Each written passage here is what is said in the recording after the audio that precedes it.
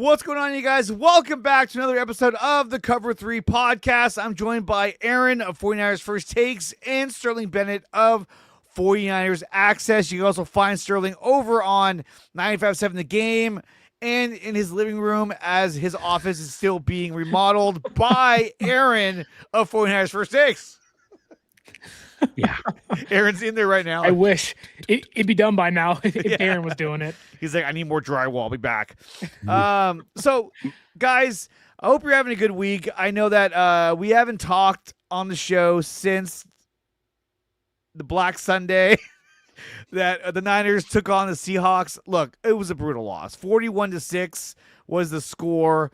Nothing went right for San Francisco, even when on their first drive, if you want to call it that, turning the ball over on fourth down on a weird option play, which was like, what are we doing? This is not the FBS. Like, why are we running like an option play with use check involved? Like, I don't understand that. But right off the jump, I mean, Shaheed running that back, house call for a touchdown to start off the game. Not a great way for San Francisco to start in any game, let alone the divisional playoff game. But at that point, it really felt like, okay, we're already behind the eight ball. Turning the ball over on fourth down, giving up another touchdown. It felt like a waterfall had just been unleashed, a flood over the Niners. And look, you know, at one point it was like, what, 17-3, I want to say. And the Niners had a chance to maybe score a touchdown. Unfortunately, they couldn't get in the end zone. They had to set up for a field goal. And then they get the ball back in the second half, and they do absolutely nothing with it. And at that point, I was like, all right, this game might be over. I mean, if they were able to score back-to-back touchdowns and make it 17-17, that would have been pretty amazing. But it just kind of felt like it was too little, too late, too much to even overcome right off the gate. Sterling, when you watched that game on Sunday, what was your take on how the Niners performed up in Seattle? First, I'm shocked it's only been 1 week. It feels like it's been 4 months since that game ended, primarily because that game was over on the very first play of the game. It felt that way, didn't it? It felt like, It was, I think we all knew, even if we were more confident than others, maybe giving San Francisco a chance, that if they had a chance, it was going to be a tooth and nail fight to the finish. It wasn't going to be San Francisco blowing them out. It was going to be San Francisco doing all the small things correct, like they did in Philadelphia, to pull that one off. And it just wasn't their day. I think we all can talk about the injury stuff and just the war of attrition and everything, but they just didn't have the guys, and the guys they had couldn't get it done. I don't know what it is against Seattle. It's just this team plays their worst football, and I don't think it's health. Jawan Jennings, Demarcus Robinson, the offensive line was fully healthy, and they couldn't stop anybody. It just sometimes you overmatched and outgunned, and it felt like San Francisco was that for the first play of the game to the very last play of the game. So that said, I can almost accept a game like that more than I could a tough-fought loss. Like, I could put this behind me and say, well, you just weren't good enough that day compared to maybe losing 26-20 on the final drive of the game and a heartbreaker. It's like I can accept and kind of come to terms with just that San Francisco has some work to do, and this is a really good opportunity to do that this offseason. I know, Aaron, I'm sure you felt different towards the game than we all did coming into it, at least, but I think leaving the game, we all kind of said the same thing of like, well, shit.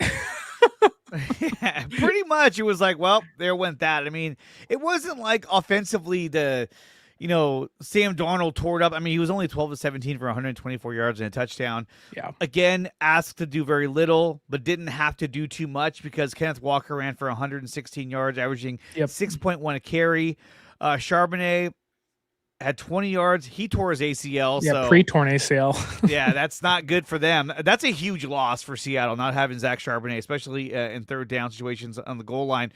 Yeah. But McCaffrey, 11 carries, 35 yards. We got to see some Jordan James, 6 carries for 28 yards, but that was like, where has this been for, how long now? I don't really understand.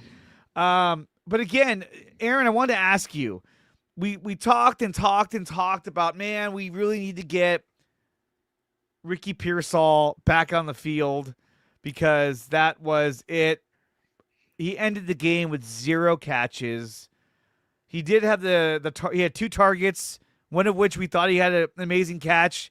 Turns out he didn't quite hold on to the ball. This is your first round pick, and he was 0 receptions on 2 targets. Is there just a lack of continuity between Purdy and Pearsall, or is this guy just a bust? I have strong feelings on him. Just be honest, dude. Just be honest. Just let it rip. I don't know if you guys have seen it. I put it on X. It was Larry leaned pretty hard into Pearsall, and pretty much everything he had to say, I agreed. And I get raked over the coals for a lot of my kind of glass half empty takes. I get sneered at. I get people cursing me out or whatever. But man, when you get drafted in the first round, I know he wasn't expected, like Sterling said, to be the number 1 guy. But when you get drafted in the first round, there's a certain level of expectation as far as production and just where you fit in the offense, like what priority you are in the offense. And 2 years in, we don't really know what we got. He's rarely healthy. He's a really good route runner and most of the time has hands that are like glue. But he just never plays. He's never healthy. I know from watching other people that have more inside knowledge to me that the organization is not extremely happy with him. Now that's someone else's opinion, but I could understand why. I don't know, man. He was the least of our problems in that game, to be honest with you. Yeah. As much as I was going to say, like, as much grief as I got and as negative as I've been, I still was pulling so hard for the Niners in that game. And I really thought at certain points they had a chance to get back in this game. When we talked about it the other day, I thought in the end we would lose just because of, health and no rest and all this other stuff. But I didn't think we would get boat raced.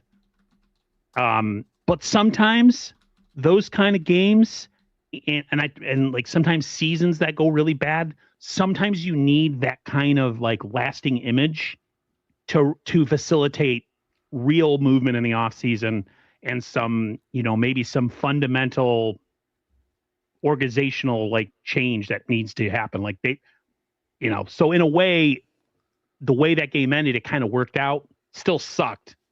But who knows? Maybe it'll spur some things in this offseason in a positive direction, and maybe I won't complain as much next year. It's just hard to see. I mean, look, we got a question here from Lori Matthews. Could Ricky's PCL just not be healed yet? Is this the type of injury that lingers? Sterling, what do you think? Do you think that Ricky was still hurt and that really he wasn't as effective because he couldn't move as freely as he wanted to? Or do you think it's just the Seattle defense was just so suffocating that it didn't matter if he was healthy or not? It wasn't going to happen. I think 2 things can be true at once. That Seattle defense is the best in football for all the reasons that we've already listed. They have found a way to suffocate this Niners offense, and it's unfortunate that 2 of the 3 times they played San Francisco, happening in the span of 2 to 3 weeks, that they played them one time without Trent and Pearsall, and the next time without George Kittle, which I don't think having one of those guys back or 2 of those guys back changes much, but maybe it changes something. Who knows? The interior offensive line was terrible. It was just awful. Burford, Brendel, Pooney, we're getting just tossed across the field 24/7. And I think, with Pearsall, he is still hurt. And I think that has to come into, part of the conversation, but that also is part of the problem. You're always hurt. And I'm someone that has defended Ricky for 2 years. I love what he can bring to a team when healthy, but that's been a big problem with a lot of Niner players in recent seasons. When healthy, being tagged next to your name. I think Shanahan talked about this in his post kind of end of season press conference of like, when Ricky was healthy for the first 3 games of the year, he was awesome. He was leading or towards the top of the receiver yard category. And we all said, oh my God, it's JSN, it's Puka, it's Ricky. Like, this could be special. And San Francisco may have found the next, guy on the offense.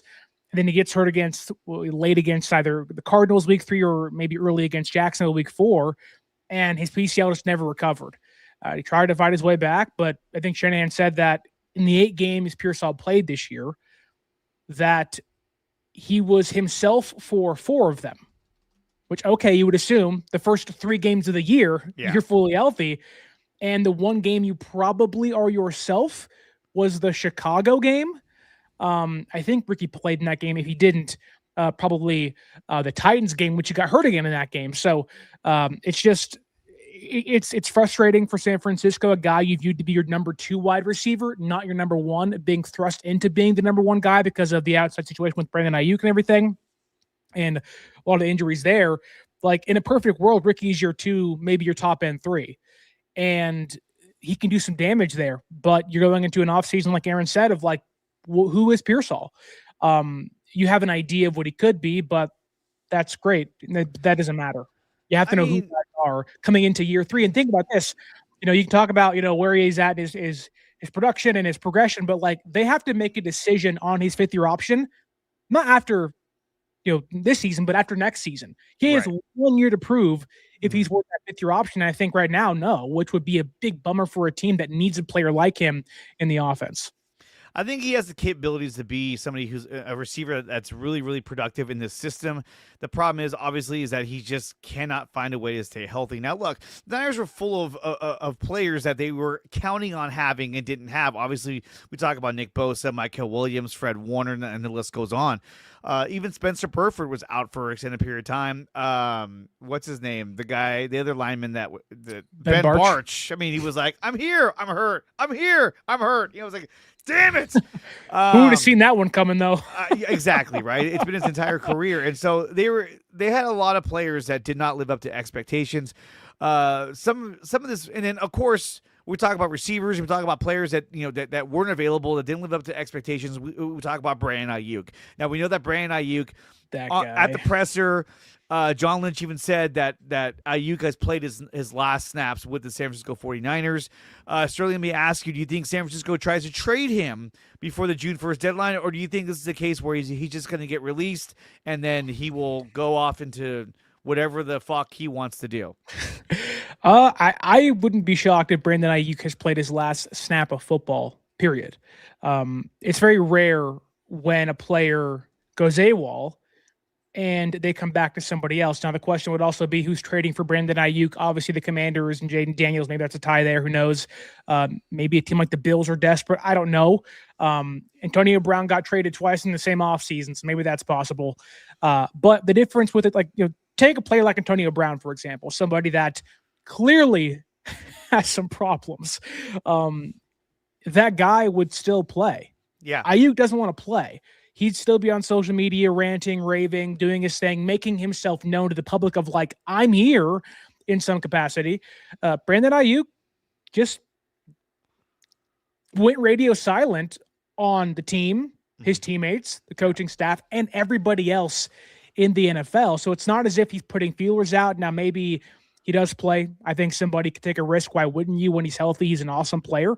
But I don't know if a team, one, wants to trade for a player with that many distractions behind him, but also two, is taking on that contract. Now, maybe the voided guarantees play into a factor here. He's cheaper for somebody else than he is San Francisco, but most likely he'll get released. A team takes a flyer on him. It works out, doesn't work out, who knows? But I think the most likely option is he gets cut probably post June 1st. The way John Lynch talked about that, it sounded like they want to split up that dead cap hit over 2 years, knowing they can actually spend this offseason and avoid taking a big dead cap hit again in 2026. So he'll probably get cut with the post June 1st designation, say goodbye then and call it a day. Yeah, I mean, look, at the end of the day, Aaron, I mean, even if, would you want Brandon Aiyuk to even come back on this team? Hell no. No, I don't. Why would you want a quitter in your ranks, just like Devondre Campbell last year? I mean, basically, he turned into a quitter. Look, the moment that they voided all of his guarantees, there was no chance he was going to come back. And I think that he knew that. The team probably realized at one point, like, okay, well, he's probably not going to come back. And then they thought maybe he will. He's been hanging around, and now maybe he'll get over it. Maybe he'll get over losing a shit ton of money. But again, $76 million guaranteed for only 374 yards. That's crazy. Can I say something? The human side of me, who's, I love football. I love the Niners. Like, I'm obsessed. I have issues with them. I worry that he has some sort of mental health issue. Based on not contacting anybody, just completely going radio silent. He doesn't seem like he's in his right mind. And before I really with this offseason and all the stuff that we hope we do and all the things that we want to happen, I hope we get a clearer picture down the road of exactly what happened. Like, does it matter for us as Niners fans? No. But I would love to know what exactly is going on in his mind. And maybe he has some sort of psychological problems, or who knows? I mean, he always kind of seemed like a little bit of I don't know, his body language is always never the greatest. He kind of always seemed a little disinterested and disengaged. Yeah. So it's safe to say he's a weird guy. He's a fucking weird dude. Like most of these athletes, he's a weird guy. I keep saying he's like Kevin Durant. The more we got to know Kevin Durant, the more Warrior fans were like, this guy's kind of weird. The more I regret knowing more about Kevin Durant. Yeah, I was like, he was cooler before I got to know him. Now he's just an odd guy. Yeah. And, I mean... I think we all can just say we hope he's okay. Absolutely. The money, was okay, but the football comes second to being okay. But I mean, look at this. But it sucks, man. It's just it's rough. I know that maybe you can get into semantics here about one guy being better, and Deebo probably comes in the conversation, but I don't think enough can be said about the trajectory of Brandon Aiyuk's career was pointing up and up and up.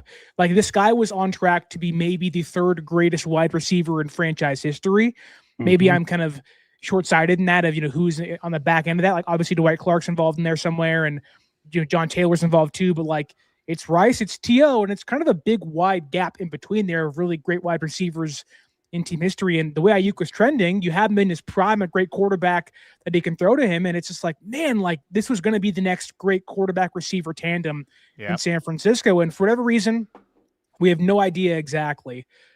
He threw it all away. And what makes it worse is that he threw it away for a team that won 12 games this year and desperately needs a guy like him in the offense. Imagine if he would have came back after the bye. It would have been huge. Now, we talk about, a great wide receiver quarterback combination and what could have been. Well, what do you guys think about the rumors that the Niners could be open to bringing back Deebo Samuel? I think, to me, I was like, no, thank you. Check your source, brother. Yeah, like NFL rumors on that. I know. I was like, look, even if it's true, I'm like, look, bro, I love you, Deebo, but there's a reason why we traded you and you wanted to move on. No.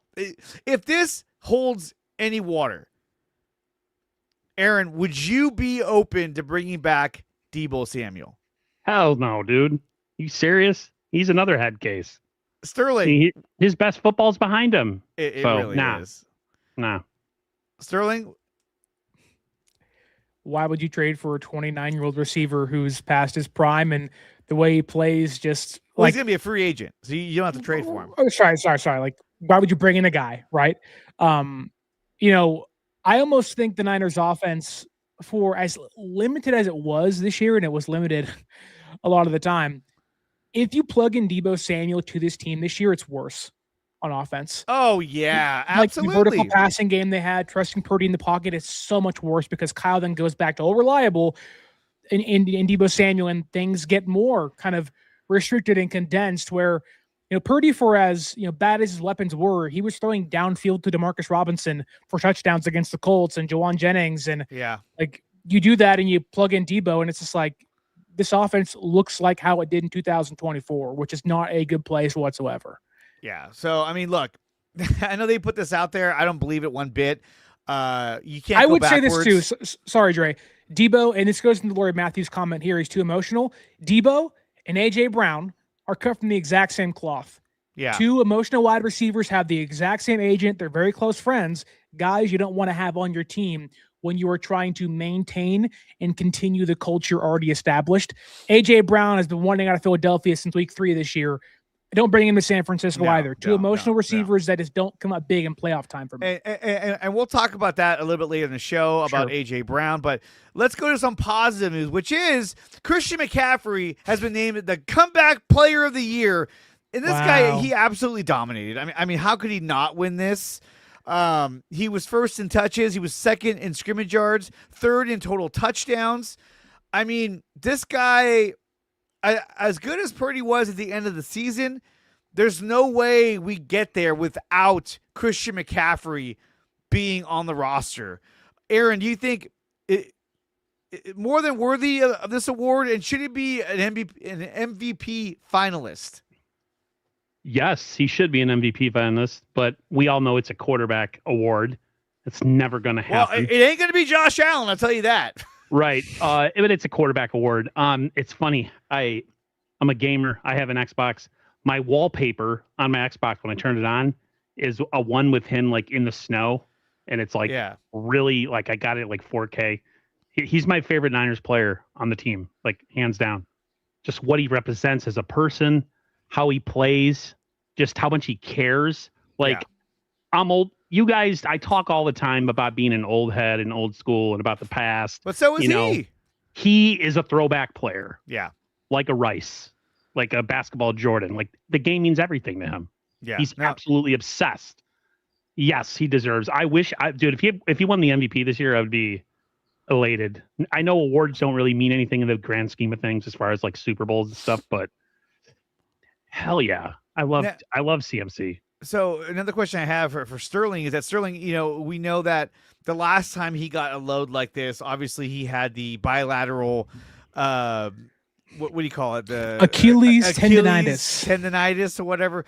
Do you think that this may be the last year we're going to see McCaffrey take on this kind of load? I don't think so. I think this guy's an elite athlete, and I think he'll do the same thing next year as well. But what do you think? Do you think this is the last year that we're going to see McCaffrey at this high a level during the season? I don't think if Kyle Shanahan's still calling plays, which he is, you're ever going to pull that guy off the football field. And I don't think Shanahan envisions a world without him on the football field. McCaffrey did discuss a little bit in his post-season press conference about like he wants to bring in an RB2 that can actually carry part of the load. And I think that may be to either put him as a receiver, who knows, to help things there. But, it just feels like that Shanahan is like, I'm going to run this guy into the ground as long as I can. And as long as Christian lets me do that to him. Yeah. You guys mentioned him being an old head and kind of being a throwback player. Yeah. Those guys don't come off the football field very often. Now there certainly are concerns when you have a player that has 450 plus touches in a season, what the next season is like. I think it's pretty valuable if San Francisco can get him off the field more often. People talk about, the Mac Jones era of quarterbacking this year. That was because Christian McCaffrey was so damn good underneath. How many times did he go to McCaffrey? I mean, right. It was and that works, but he's going to be 29 soon. I think this year, 28 soon. A lot of tread on those tires back to Stanford, Carolina, now in San Francisco. Now, do I trust Christian McCaffrey's training and all that stuff? Of course I do. People didn't think he would do this year, and he did. So why would I doubt it? But that said, like, you have to be a little leery of like, okay, we're putting a guy that's under 235 pounds. He ain't Derrick Henry. He's going to slow down. He's a guy that needs speed to separate at times, and we saw that there was a little bit less speed on Christian McCaffrey this year, which isn't bad whatsoever. But you just have to be aware of that, and I don't think Kyle truly cares, which sucks. And again, CMC is not going to pull himself off the football field. So if he's healthy, expect 450 again in 2026 for better or for worse. And look, the Niners got eliminated. They lost to Seahawks. Tough news. Tough to watch. McCaffrey couldn't do anything because the defense or the offense couldn't do anything. And we knew going into this that this move was probably going to happen. And that move is Robert Saleh is now the head coach of the Wow. Tennessee Titans. That's what it felt like. Like, oh God. Look, there's reasons why I think Saleh went here. Obviously, they're going to get a high draft pick. They have Cam Ward. They have some assets on the defensive line. But to me, it's like, why on earth would you go to Tennessee, which is just a bad franchise altogether? But hey, I mean, it sounds like he let them know early on that like he wanted to be a head coach again. He didn't want to be a defensive coordinator. I think he's best as a defensive coordinator, but I mean, everyone has their own passion. Yeah, Tennessee, where careers go to die. Yeah, it's my Uncle Ponch right there. And this was a tough pill to swallow because I really wanted him to be here at least one more season to help develop this defense. But Aaron, Bob Saleh is gone after 1 year and goes to Tennessee. What do they do? What are their options? I mean, a lot of people are saying Gus Bradley is probably going to be the guy they're going to go to. Do you agree that they should go with Gus Bradley, or should they send out a wider net and bring in more guys to interview? I just hate like this weird thing with Kyle and John about being comfortable and like always doing the comfortable thing over the thing that could actually help improve the defense. There's some good coordinators out there like Schwartz, like Raheem Morris. Did I say Schwartz? I don't know if he looks like he might end up being the Browns coach because nobody wants to play there. But just like, Man, I just thought, I mean, like, come on, dude. Like Gus Bradley, a retread. If you look at some of his statistics, somebody posted them up the other day. He hasn't had a top 10 defense in like, I don't know, like last 6 to 10 years when he was a defensive coordinator. So like, I don't know, man. Like, I would love to see them go outside the organization, bring in a fresh mind. The Raheem Morris one makes the most sense because he's connected to Kyle. And so I think the defensive mindset might be similar. But it's obvious they're gonna go with Gus Bradley. And they're not even trying to hide it yesterday. Or was it yesterday was the press conference? Well, I mean, they are, yeah. Wednesday. It was. And they are going to interview some players. I mean, some coaches. I think Raheem Morris might be one of them. I think if anyone from the outside is a strong candidate, it's going to be Raheem Morris because Kyle knows him. And so he'd feel like, hey, let's bring him in. But I think the reason why they brought Gus Bradley to begin with was to take over for Saleh if Saleh were to leave in this offseason, which he didn't waste any time. He was gone immediately. So he's gone. And so Sterling, I mean, Gus Bradley, I mean, the former DC of the Legion of Boom, is this the guy that you think can lead this Niners defense moving forward? Whew. Yeah, yeah. He hasn't had much success outside of Seattle. He went to Jacksonville. He's been to many different stops. Dallas. And Indianapolis. It just seems like Indianapolis, it just doesn't seem to come together like it did in Seattle. Yeah, I think, something Gus Bradley is really good at is calling cover 3. The problem is he always calls cover 3.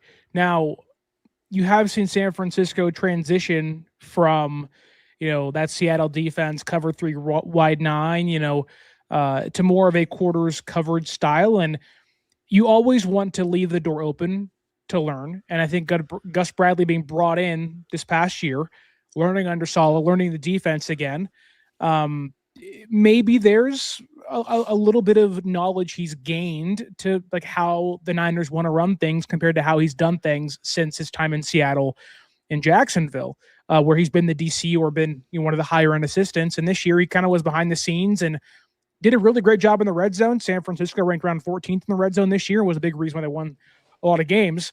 Now, would he be my first choice? No. I think you'd want to get more aggressive and find, everybody wants to find the next, Steve Spagnuolo to the Andy Reid, right? That is the dream goal of having 2 head coaches be under the same team, but manning both sides of the football. Jim Schwartz obviously feels like the biggest candidate that fits that mold. I think San Francisco would have to change things, which they already kind of have to do. So maybe it isn't a bad thing whatsoever to fix their secondary and get an actual coverage safety that can actually play some single high safety structure. Raheem wouldn't be bad. I just think that you're going from Saleh, who I think proved to be one of the better defensive minds in football. It's probably Schwartz and Brian Flores and D'Amico Ryans, excuse me, Dre, at the top.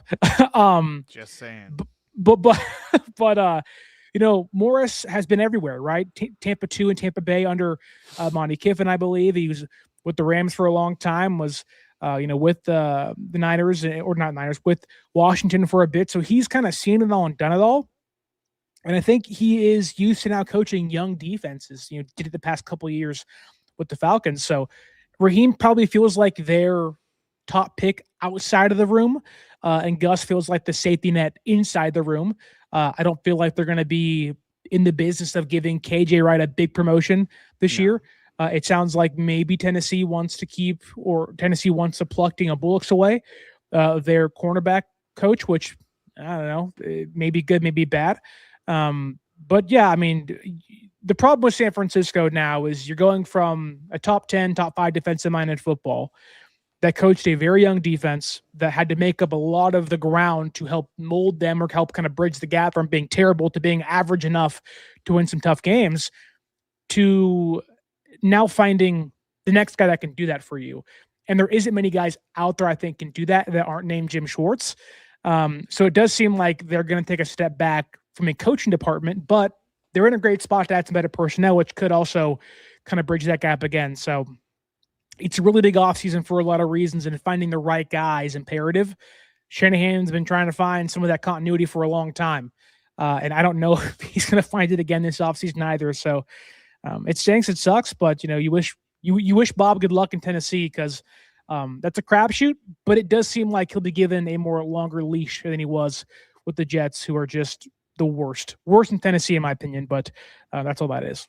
Well, Dante Whitner had a lot to say about the decision to go to Tennessee. Let's hear what Dante Whitner had to say about Robert Saleh going to be the head coach of the Tennessee Titans. I do not like the choice. I do not like Robert Saleh going to the Tennessee Titans, and I'm going to tell you why. Why? He's not an offensive coach. He's not. You don't have a proven quarterback. If your quarterback isn't doing exactly what he's taught to do from a quarterback perspective, how do you know how to coach him up and get him prepared? Yep. You're relying on a quarterback coach or offensive coordinator when you're the head guy, and you're going to take the fall when you don't win. So when I'm looking at it, I see just another New York Jets situation. Interesting. Zach Wilson, good defense, even had Aaron Rodgers, and you couldn't figure it out. I would have liked to see Robert Saleh go to the Baltimore Ravens. Oh, yeah. Oh, yeah. They got the personnel on defense. But they run a 3-4. They're a 3-4, though. Don't matter. When you the head man, you change everything. They used to be a 3-4. They're going to be whatever he tell them to be. So look, you got the defensive line. You got Kyle Hamilton. You got defensive backs. You got Lamar Jackson. You got a running game. That's where I would have liked to see. Yeah, I think if we're ranking jobs, yes, Baltimore is miles ahead of Tennessee. But to go to Pat's point, they play a defense that Robert Saleh is not necessarily known for. They used to. But everybody's wiped out of there, right? But what I'm saying is, and this is a big what if, I don't know, but what if Baltimore says, we're not going to change schematically, defensively, what we want to do. So if you're not willing to go along with that, or if you can't ride with that, then this is a marriage that you the head coach now. You don't give a damn. Hire a DC, get the bag. Let them do their thing. But Dante, meeting rooms, I think that would be good enough. But you don't think this right here? I mean, I do see a point when saying like this could be another Jets situation. But do you not think, like, I'm a firm believer that the team takes on the identity of your head coach. The Jets didn't. Oh. Wow, God, he's being so unfair right now. Dante, the Jets didn't. Oh. There's a reason why he's not part of that post-game coverage anymore. Yeah, because he lays into the 49ers. That's Rod Brooks. Rod Brooks. I like that combination of people on a podcast. Yeah, Willis, Dante Whitner, and Rod Brooks. So I love Dante a lot, but like there was so much context that like he just left out of all of that. Oh yeah, he was just going Like Jesse right Ventura after it. coached in Baltimore for a long time, knew Jim Harbaugh, learned under Mike McDonald, and they wanted to bring the same defensive style back with the coach that was already there. Like, why would they do that and change it up? Like, you're already changing your head coaching job, and maybe you're even OC. Why would you want to lose defensive continuity on a team that's already veteran-led? Like, you're not drafting a bunch of – you don't have 11 draft picks to spend on a defense this year. Meanwhile, Tennessee has a second-year quarterback, an ownership group that is so desperate, they'll give him a 3 to 4 year deal and actually be honest and truthful about it.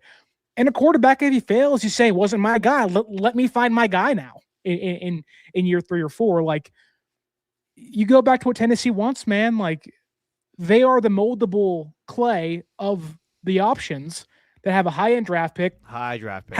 Have like $120 million to spend if he wants to bring in his guys. Like, yeah, it isn't perfect.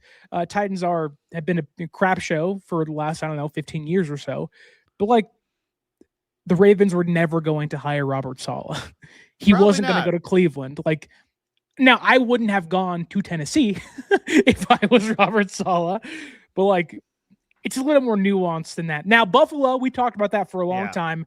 We knew they were going to fire McDermott after they lost that game. Did you see the signatures? Dude, the fans are trying to get him to get rehired. It was like, okay, that's cute, but that's not going to happen. I did see their ownership trash Keon Coleman for like what was the deal with that? Like, why were they trashing him for? I don't understand. Like, I saw the comments. I was like, I don't. What's the context of this? They didn't want him. And yeah, McDermott and his off. I think they're his off. I don't know if it's his coaches or the people he was making decisions with. They wanted him. They pushed for him, and they pretty much made it known, which I think is a really low thing to do. And the press conference, like, oh, if you're going to blame anybody for Keon Coleman, blame the ex-coach. We had nothing to do with it. That's so it was lame. really weird. It was like, the what GM is was happening? the quote was, "Oh, the GM was being a team player," and it's like, yeah, okay, I'm sure there are people that John Lynch wanted the draft that Kyle picked instead. Okay, that happens all the time, right? But like, you signed off on that deal together.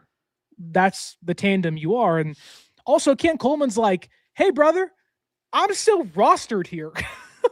Yeah, you don't he's want like, me. I haven't What do gone I anywhere. do? I'm still here, guys. I'm in the, what's going on? Like, And then, man. I mean, look at this, 40,000 signatures to reinstate Sean McDermott in Buffalo. That's great. That's all fine and dandy, but that's not going to do you any good. That is more than any Rams fans ever come to that SoFi Stadium for a game before. It's almost That's like insane. It's almost like the people that want to restore the Snyderverse. I was going to say, it's just like that. Like, oh, that's cool, but it doesn't make the money. It's all about conformity gate now. Come on, guys. You got to catch up on the Stranger Things. So we know that Saleh is gone, and one of the worries I had was that he was going to probably take Brant Boyer with him, but it turns out he's not.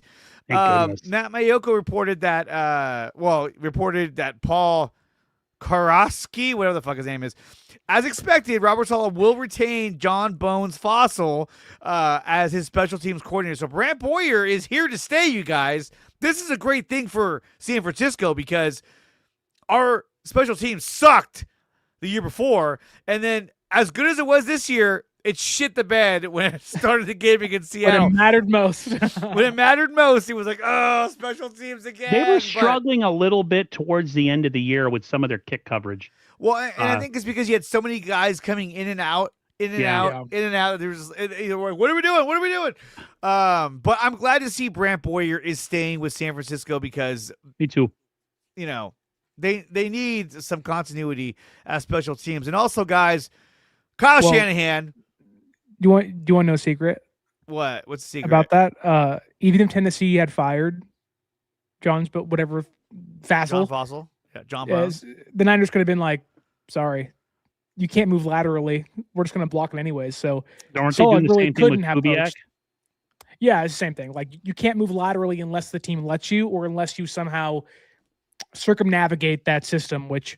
Well, they tried to bring in the Falcons coach for the Falcons, and they got denied. And that right there, which may tells mean me they're going for Raheem Morris That's what I was thinking. I was like, wait a minute. So maybe it is Raheem that they're interested in. Like, hey, we could bring him over and da-da-da-da. But connecting dots here, really. But like we're showing, Kyle Shanahan is a finalist for Coach of the Year. I think it's rightfully deserved. The guy overcame so much adversity and kept his team alive throughout the postseason. And I think that he has earned the right to be at least a finalist as Coach of the Year. They're probably going to give Joseph it to Ehrenberg it. Joseph Ehrenberg it. But I think that it's probably going to go to Vrabel because if he leads his team to the Super Bowl, then he's gonna get that. I mean, I don't know how they can't get there. They're playing against the Broncos and Jared Stidham. Anyway, I think the Broncos are totally effed now. They lost their quarterback. But anyway, cooked our defense 2 years ago, man. Give them some hope. Yeah, but they still lost that game. The Niners won that game. Okay, so Kyle Shanahan, finalist for Coach of the Year, rightfully deserved. The guy coached his ass off this year.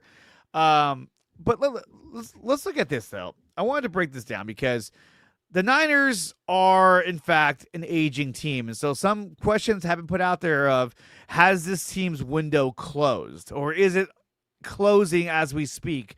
Well, when I bring up this post from Clutch Sports, or Clutch Points, my bad. My employer. They bring up some really cool or really good aspects, okay?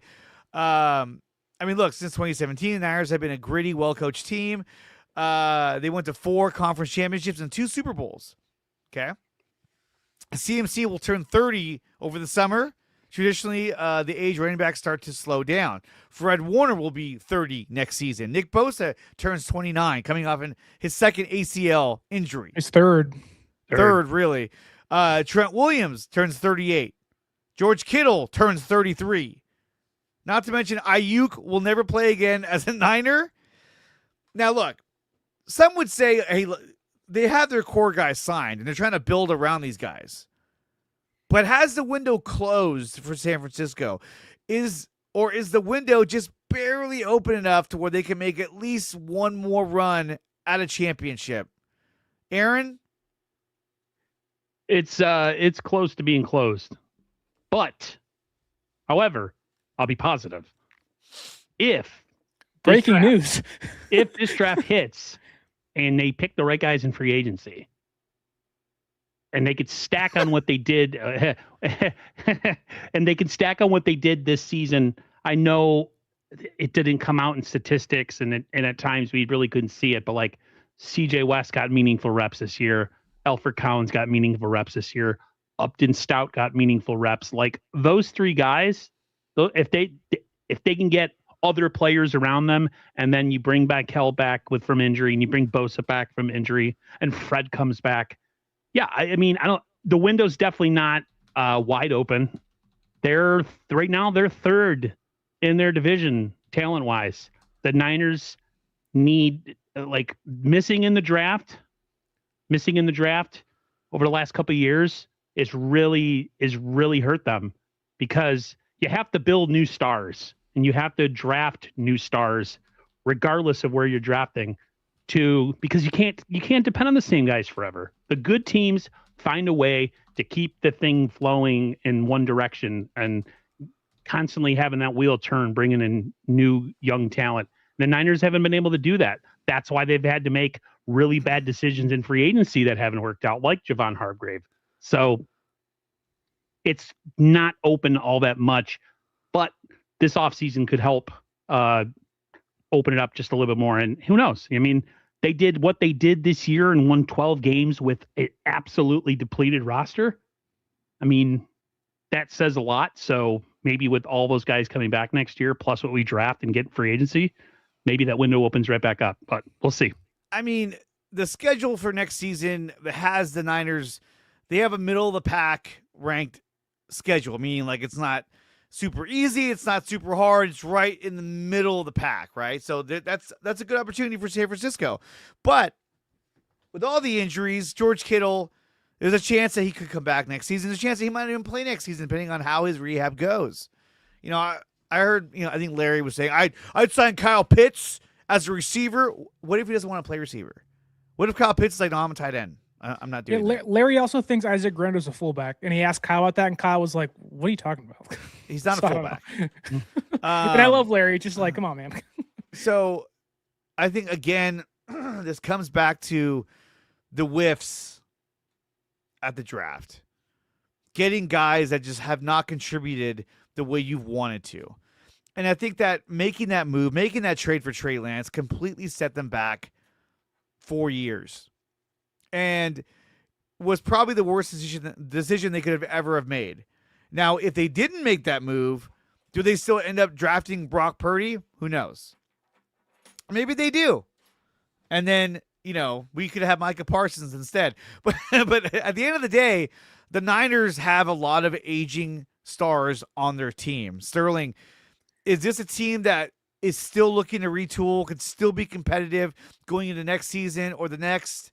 Or is it time to move on from these stars? Is it time to open up the books and say, guys, we got to trade these guys and move on from the Trent Williams and the Bosas and the McCaffreys?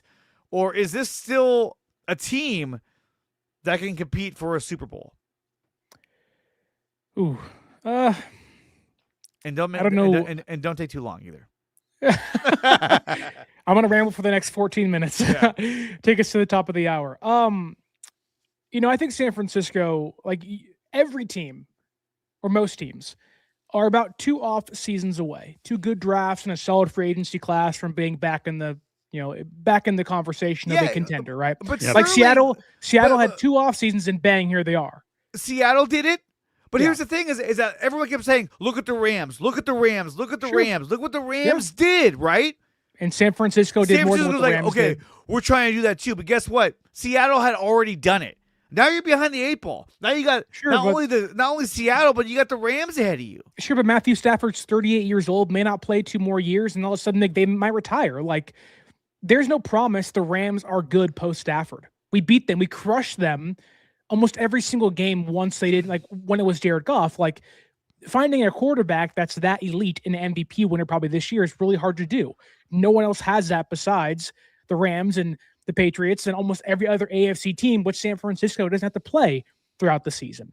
Now, I think San Francisco has to go find some blue chip prospects, right? And that's a problem when you are picking towards the end of the first round every single year. It's really hard to find those guys, and it may take being aggressive to get them. Now, I think San Francisco will be aggressive in free agency. I think San Francisco had a pretty good draft class last year. Obviously, injuries play a factor, which you just get tired of saying because it sucks. But like, you got to think, 11 draft picks were on this team last year. A lot of them played in the playoffs. A lot of them were a reason defensively they were in the playoffs this year. A lot of them made plays before everyone else got hurt to help get them some big wins. And I think that San Francisco, yeah, they have some holes offensively, but you're not trading Trent Williams and Christian McCaffrey and Nick Bosa and George Kittle away or Fred Warner away. Fred Warner is still the best linebacker in football till proven otherwise. Yep. George Kittle still a top 10 tight end, or if not the best tight end until proven otherwise. Yeah, Christian McCaffrey's older, sure. Draft the running back and bing, bang, boom. You have it. You have your tandem there. That doesn't mean that the Niners don't need to change philosophies. I think Shanahan needs to get away from I'm going to redshirt my rookies for a year. That's a bunch of BS. No one else does that besides Kyle Shanahan. Yep. And when you are that depleted for speed and strength and fresh legs, and the only unit on your team getting that relief is the defense, is insane. And so if you don't trust your offensive weapons, why draft them? Go sign them. I'm right now, at least in where San Francisco is, a big proponent of draft defense, continue to replenish, get younger, get faster, get stronger, be like Seattle. Seattle's offense is not that good. It's a solid offensive line and a phenomenal defense. It's an elite receiver and an okay quarterback. Like, we still don't know if we can trust Sam Darnold, but he isn't asked to do much against one of the worst defenses in football. So replenish your defense, double down again on it this year in the draft, and spend in free agency on the offense. Go find your left guard, go find your top receiver, go find your now kind of quasi backup starting tight end, and then voila, we're sitting here being like, damn, San Francisco's fast, young, and also explosive offensively again. That to me is the blueprint. we're not going to get production. I mean, we don't know what production we're going to get out of Jacob Cowan. We don't know what we're going to get out of Jordan Watkins. And for that matter, we almost don't even know what we're going to get out of Ricky Pearsall. So again, offensively, they have a lot of holes at receiver, and that's where they need to shore things up. And there's plenty of speed in free agency this year. But plenty of it. Tim Kawakami recently put an article out saying that the Niners need to go after either Justin Jefferson or Max Crosby. And if they don't end up with one of those players, this offseason is a failure. My argument with that is this. If you get either one of those two guys, are they superstars? Yes. Will they make an impact? Yes. Will you give up are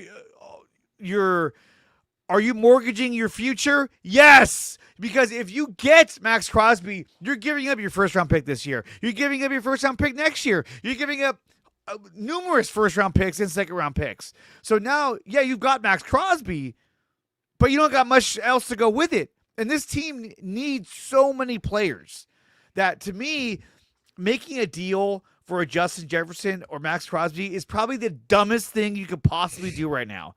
That would set you back years just to get one of those two guys. Jefferson would be great as a receiver for us? Absolutely. But then we have so many other holes. How do you make up for that? How do you make up for... If you go get Justin Jefferson and give up a bunch of draft picks, you're probably going to lose Spencer Burford. And then how do you replace that with Connor Colby? You know what I mean? There's a lot. I mean, when we saw how much better our line was with Spencer Burford. And as 49ers 2025 says, our O-line was trash. I think our O-line got better as the year went on with more, when Burford came back and they had a guy they could rely on, not a rookie. But again, our offensive line has holes. Our center, on 4th and fucking 1, they couldn't run the ball up the middle. They tried to do an option play, which was like, it just looked to the so boundary, terrible. mind you. To It the was boundary. so bad. Everyone, I think all of us, when we watched that play individually, we were like, what was I was that? screaming to the TV, you can't run wide on these guys. You can't go lateral. What are you doing? Like, are you serious? That's the play that you picked? And then, not to mention, remember the play on Week 18 when Zach Charbonnet ran to the left side? They overloaded the right side. He ran to the left side. They ran that play again, and they got a huge gain off of that. The Eagles ran that play, got a huge gain off of that. That was the Saquon Barkley when he took off. It's like Seattle knew, hey, look, if you go up the middle, you're going to deal with C.J. West and Alfred Collins. Let's just run to the edges where Bryce Huff can't set the edge against the run. And Cleveland Farrell is a street free agent that probably won't be able to hold up. Sam Okawanu is not going to be able to get it done. Now, look. I like Sam, actually. I like Sam too, but that's not going to get it done against a team like the Seahawks. Right. Sure. You know, they got Gray Zabel. They have Lucas. They have a good offensive line. And so now the question is, look, I agree with you that the Niners should invest in their defense, continue to invest in their defense. Defense. But it feels like going into next season, the Niners are going to come back with the same old line. It's going to be Brendel, Pooney, who I like, McKivitz, who's a serviceable right tackle. He's a top 10 right tackle in football. Yeah, Trent Williams. I've grown on McKivitz. And then who do you stick at that left guard position? I'm sorry, left tackle. No, left guard. Do you try to re-sign Burford? Probably not. You can't go with Connor Colby. He's probably not even ready yet. I would get somebody. One Ben of my Bartch? free agent pickups would be a left guard. They're going to re-sign Ben Bartch, dude. They are. Because You know they are. Burford's probably going to get not a nice chunk of change, but it's more of a mentality with the offensive line. Is they believe unless there is a true game-changing talent, they can make do with the scrap heap, which at times they can. Other times they can't. Unfortunately, There it is right there. Bartch and a free agent. Probably somebody we've never heard of. Like, I would look out for someone like John Simpson, who's with the Jets, really struggled this year, but was actually pretty good with the wide zone last couple of years with Saleh. That could make some sense for left guard. But other than that, there really isn't a game-changing interior offensive lineman unless you're paying for a center, which we know this regime loves Jake Brendel. Oh, They love yeah. him. And They absolutely love him. But on fourth down, I they're don't- like, we can't run the ball up the middle with Jake being there. Let's go off to the side and run an option play. I mean, it's Yeah. so blatantly apparent that like he cannot push the line to but get that's that also 1 yard. why it's also why you can't make a trade for Max Crosby or a trade No! for No, Justin you Jefferson cannot. because You so like cannot. So, like, if you think about it, you lose Aiyuk. Okay. So you're going to pay for Jefferson, who's making more than Brandon Aiyuk over the time of his contract. Okay, fine. Jefferson's a better receiver, top 2 in football. It's him and Chase for sure. Right. But okay. Then you're going to lose draft picks by doing so, which now you can't find an offensive lineman. Now you can't, replenish your defense or fix your offensive line in the meantime. And you're going to have the exact same problem, a quarterback that doesn't have protection, and you have one guy that can get open. Okay, well, I'm sorry. You have one guy that can get open and no protection. Your quarterback's running for his life and can't throw to that guy. So it's like you have to almost ask San Francisco and Kyle Shanahan and company to do something they don't want to do. Thus, they're not going to do it. They're not It's going to draft never an been offensive his- lineman. Yeah. It's never I been don't- his thing. I don't understand the philosophy of like, let's just get a bunch of skill position players, even though our line is trash.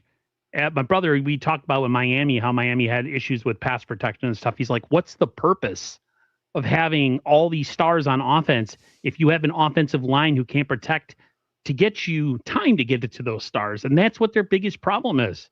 Yeah. I mean, let's be honest, guys. Seattle's front is really Phenomenal. really good. So there has to be a little bit of like, okay, how much was Seattle's front and how much of it was our line? I think interior offensive line, left guard and center need replacement. Pooney, he's got like another year. He's been up and down. He started really fast his rookie year, and then he kind of had a struggle. He struggled at the end. And this year he's been kind of the same. He did have a knee injury in preseason, correct? Yeah.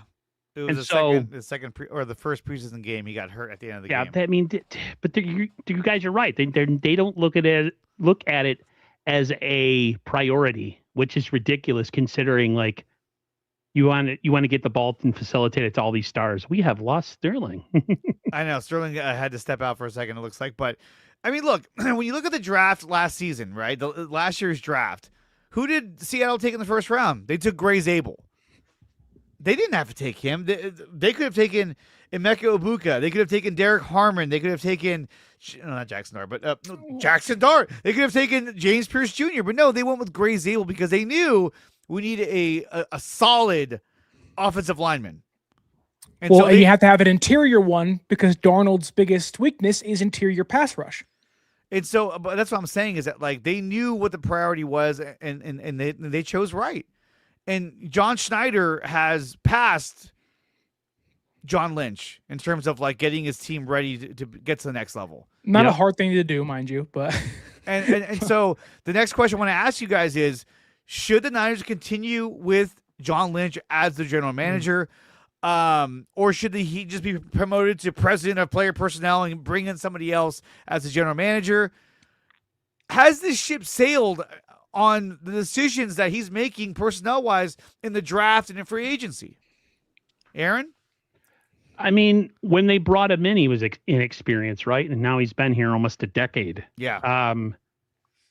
I think that is not ridiculous thinking on your part to essentially which they kind of did already, promote him to president. I would love a different set of eyes to come in here and help them with the draft because they've missed pretty regularly early in the draft over the last 3 to 4 seasons, and it's catching up with them. Your stars can only go for so long until you got to have something coming down the line on the conveyor belt of talent that is going to eventually be like, okay, this guy's diminishing, but we have a new star now. That's why a pick like Pearsall, who hasn't done anything in 2 years, is such a miss because you were expecting him to kind of, you knew Deebo was leaving, right? So like he was supposed to kind of elevate into that position and you were not going to miss a beat, but he never did that. So now they're still in the same place, if not worse, because now we don't have Aiyuk either. So it's like, these misses continuously missing.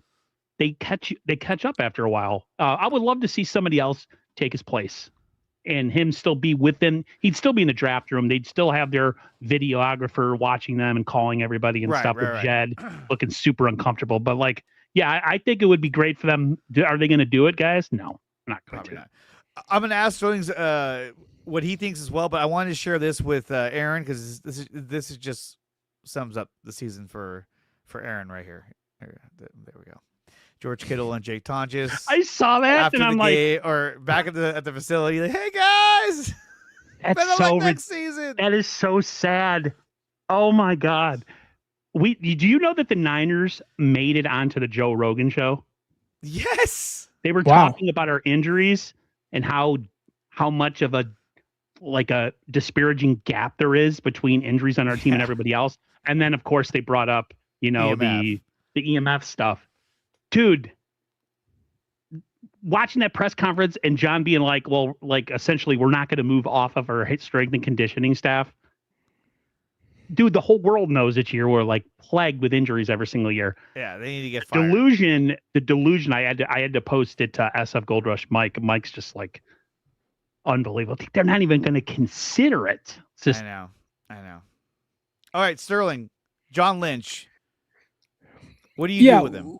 Let me ask you guys this first.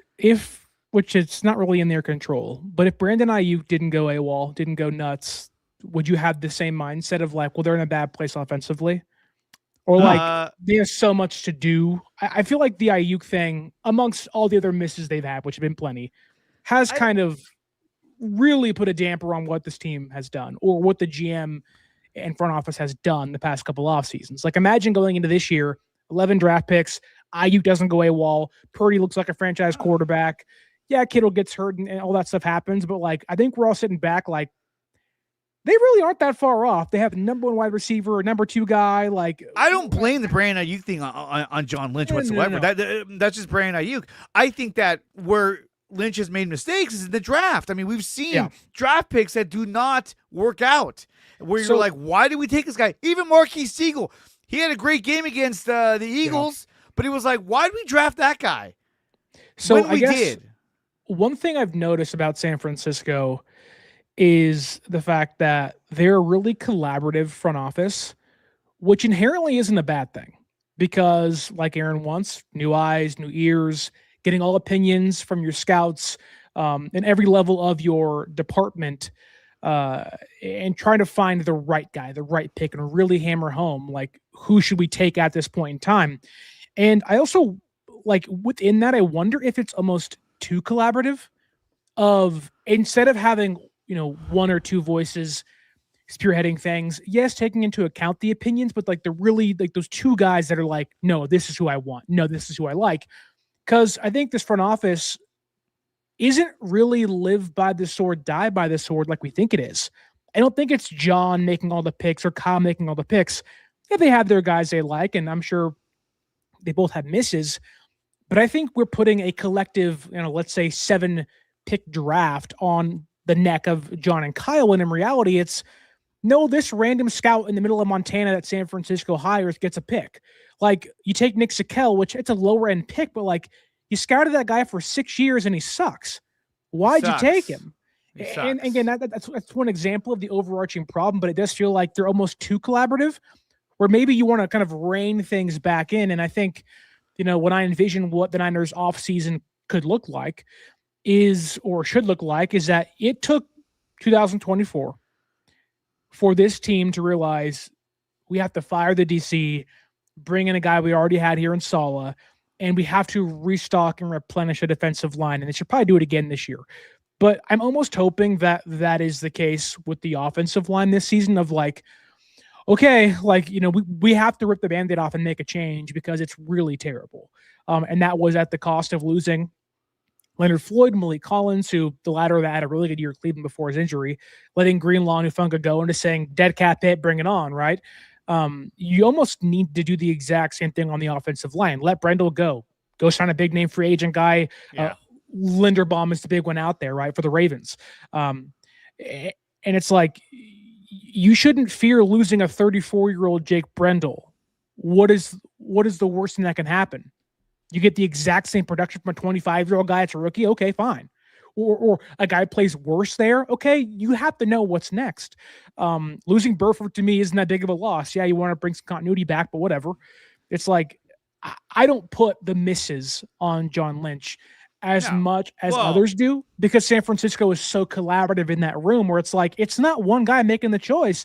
It's the 15 guys all have a voice there, which maybe is the problem. No, but the thing is that at the end of the day, the responsibility falls on his shoulders. And so he has to answer for those missed draft picks where you're like, what are we doing here? Yeah. Aaron, I feel like they're too comfortable. There's a lot of glad handing going on with them because Jed's in there. Kyle and John are so like they're so tight because of what happened with the Harbaugh situation. Like freaking like Jed has been like so afraid. Like there's nothing that's scaring John or Kyle if they have a bad season. Or that seemingly changed though last offseason with the penny pinching and the cutting of the defensive players basically. But that came back to bite him in the ass too, because they could have used. Did it though? I mean, look. They could have used either Malik Collins or Leonard Floyd. They could have used either one of them. It's 33-year-old guys. I don't think either of those guys would have had little to any impact this year. They would do the exact same thing, went the exact same place, and as far as they went, with all of the guys they cut on the roster this year, in my opinion. I feel like when there's too much comfort in how things are done, just the way watch the press conferences after the draft every year. John and Kyle look like they just like stole the draft. I think they're so confident in themselves, and it's like, I don't know, man. Like, I feel like if there's creative tension in the room where like maybe somebody thinks like, okay, I'm not going to be fired, but I could lose my GM spot and they're going to move me to president, like, or Kyle, they take away some responsibility as far as personnel decisions, like they did in the late 80s with Walsh. They took everything away from him and just had him coach because he was burnt out. And then he ended up retiring anyways. So like, I feel like with these guys, every year everything spills into the next year and there's like no change to me. So I don't know. And then there's talk, they asked him about Mac Jones. He said, well, we're not in the business of trading good players. It's not true. But to me, look, if you have an asset in Mac Jones and it can yield you a good return, trade him. He's your backup quarterback. Was he valuable this season? Yes. But is he replaceable? I say yes. Got to be more than a second or third round draft pick, though, because they can let him walk next year and get a third round compensation pick, maybe back. So like, it has to be worth, the actual trade. But yeah, if someone gives you a high end third or a low end second, you take it in a heartbeat. Who would? Okay. Now, there is the rumor that, as far as I know, was put out there by Grant Cohn, which is the Niners are heavily interested in trying to acquire Jordan Addison from the Minnesota Vikings, which I think is attainable. That's something the player they could acquire. Is that a guy that would benefit coming to San Francisco? Aaron? He's a head case. Why would you want to replace one head case? I mean, he's only been arrested, 3 times? So there's that. That's my retort of like, you want a guy on the last year of his contract, arrested 3 times, including a DUI, who, if he balls out for you and keeps himself clean, he wants a big contract the following year. That's what I'm saying. It's a fifth-year option where it's like, yeah, we get him for 1 year, but it's the highest price receiver in the NFL, and it's like, no. You can pay a guy cheaper in free agency, do the exact same thing for you. You could draft a guy that can almost do what he does, and also consider the source. It just like sometimes a blind squirrel is right, but no. So Grant said that not only that they're interested in Jordan Addison, but that they are going to try and trade up in the draft, and that they want to make a big splash in free agency. That sounds like every kid's Santa list. Like, I want this toy, I want this. This is what I hate. This is exactly what I hate about this is that, well, what people do is they get a blue check mark, and I'm not saying Grant's doing this, but I'm saying a lot of fans do this. Of like, they should get this guy and that guy and this guy and that guy, and I would do this and that and this and that, and they get mad when the team doesn't do those things because it gives them like a justifiable reason to get angry. And you're like, yeah, but They were never going to do those things, nor can they afford to do those things, or at least all of those things. And you're like, well, yeah, but, it's like, well, you don't know football then. You know what I'll say? And I never thought I would say this, and I don't know, Dre, if you agree, because I said this on Monday with Mike. I'm glad they didn't pull the trigger at the trade deadline. It was the best decision they made. I'm not going to talk What? about that. What? What? They need every draft pick Whatever. possible. I Man. was so short-sighted. I I'm feel sorry, Dre. justified. They need that first round pick this year. They Whatever. need to hit on that. All right. With that being said, guys, I got to run. I got people banging on my door right now, so I got to go. So that's going to do it for the Cover 3 podcast for this week's show. We'll be back next week following up on the NFL playoffs and more news and updates from the land of the 49ers. Thank you to Aaron. Thank you to Sterling for coming out here and providing another fire podcast. If you want to support us, just go and subscribe to our channels, Dre Area Sports, 49ers Access, and 49ers First Takes. With that being said, we'll see you guys next week. Goodbye. Peace.